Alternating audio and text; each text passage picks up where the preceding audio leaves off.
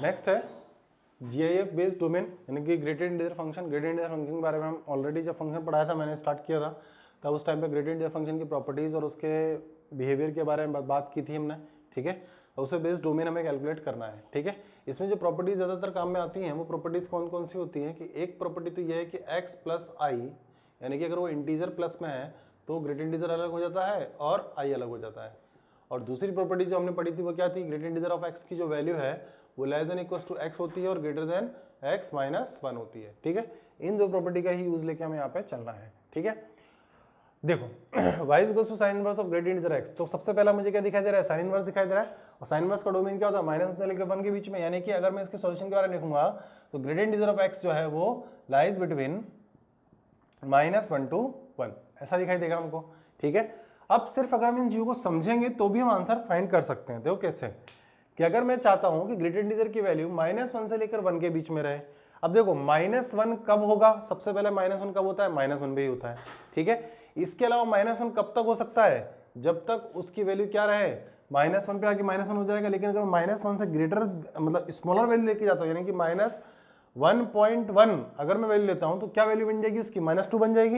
यानी कि -1 जो है वो उसकी लास्ट वैल्यू हो गई। यानी कि अगर मैं लिखूंगा तो x बिलोंग्स टू क्या लिखेंगे हम, -1, यानी कि -1 के ऊपर ही -1 देगा लास्ट टाइम, ठीक है। लेकिन जब पॉजिटिव पार्ट के अंदर में जाता हूं तो पॉजिटिव पार्ट यानी कि 1 कब देगा, 1 पे तो 1 देगा ही सही, लेकिन 1 के आगे और पीछे कब 1 देगा। देखो 1 से थोड़ा सा भी मैं कम करता हूं तो 0 हो जाएगा, लेकिन 1 से अगर आगे जाते हैं हम तो वैल्यू क्या आने वाली, 1 आने वाली है। और कहां तक आगे जा सकते हैं हम, 2 तक जा सकते हैं, तो क्या हो जाएगा यहाँ पे 2 आ जाएगा। लेकिन यहाँ ओपन रखेंगे और यहाँ पर क्लोज रखेंगे, ठीक है।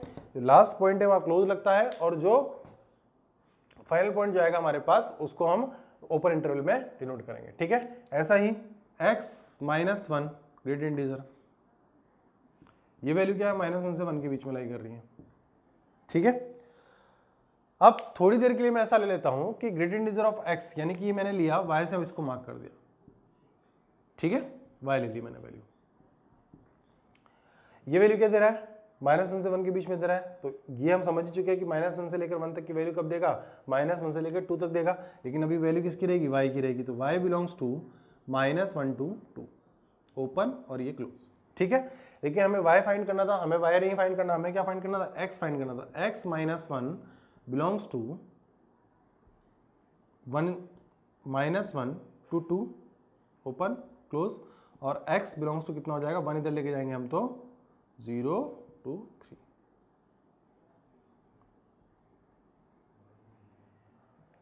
देखो 0 अगर मैं पुट करता हूं तो 0 पुट करने पे क्या हो जाएगा, 0 पुट करने पर वो -1 प्रोवाइड कर देगा हमको। और अगर मैं 3 जाता हूं तो 3 पुट करने पे क्या हो जाएगा, 2 हो जाएगा, ठीक है।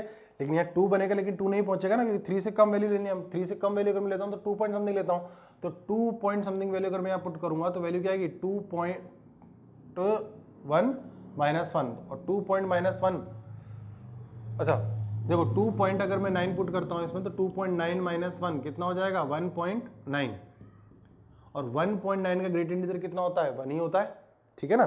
समझ आएगी बात। तो इस तरीके से हम आंसर को कैलकुलेट कर सकते हैं, ठीक है। नेक्स्ट थर्ड क्वेश्चन के ऊपर आते हैं। थर्ड क्वेश्चन के अंदर क्या दिया हुआ है, cos inverse of x upon greatest integer of x, ठीक है।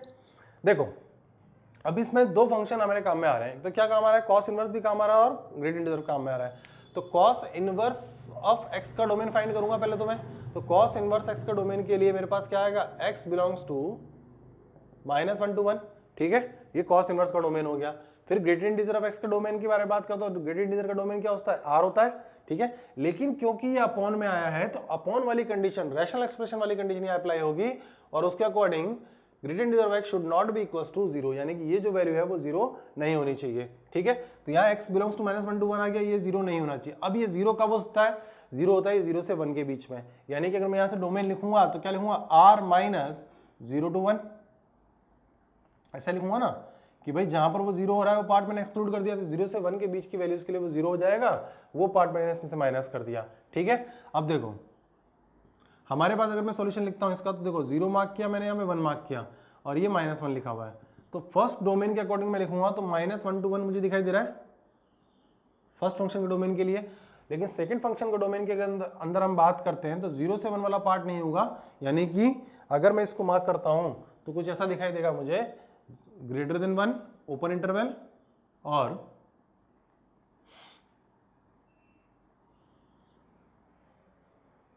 वन इंक्लूड हम कर सकते हैं क्योंकि यहाँ पे वन हमने इसको माइनस किया हुआ है, ठीक है, और यहाँ पर आ जाएगा open.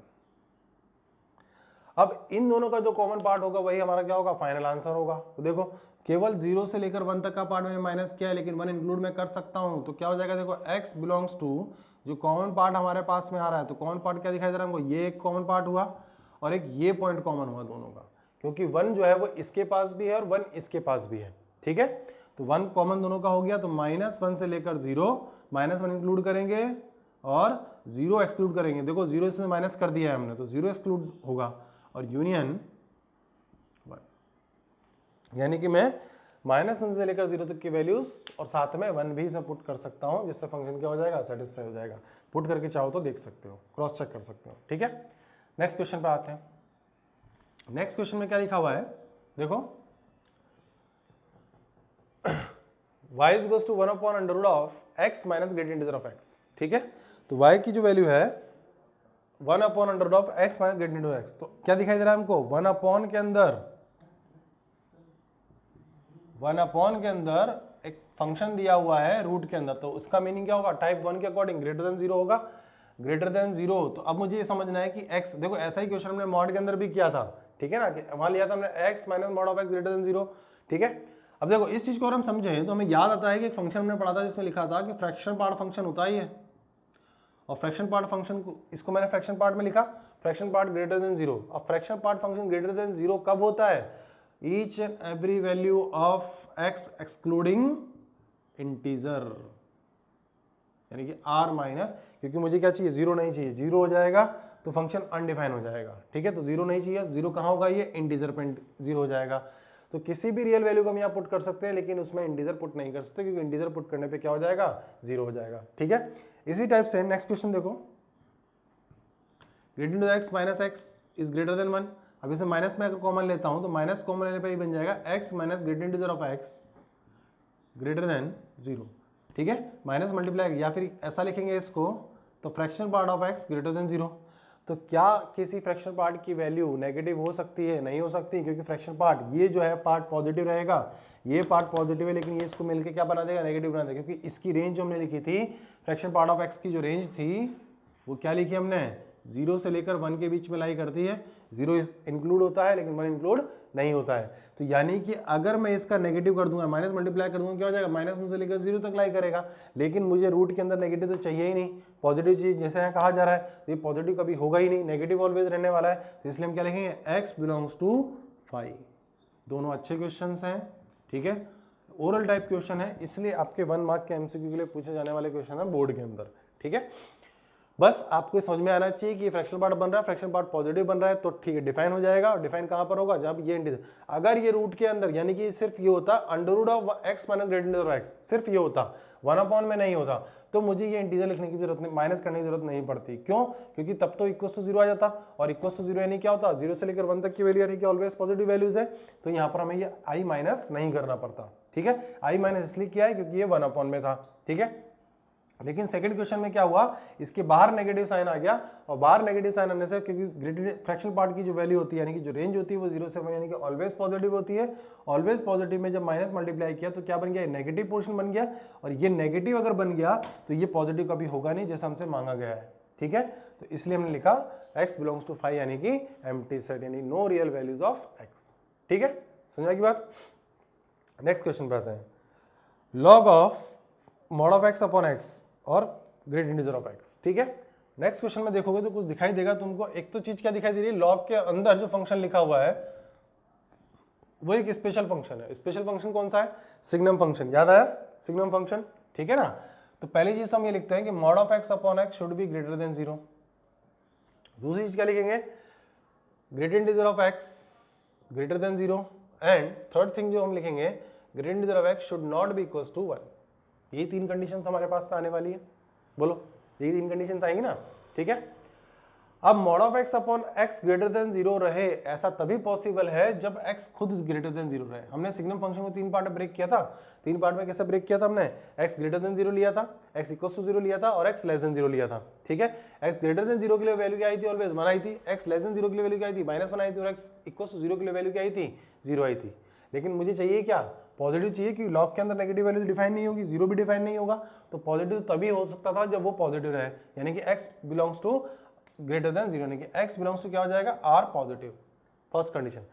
Second condition, greater than 0 of x greater than 0 होना चाहिए।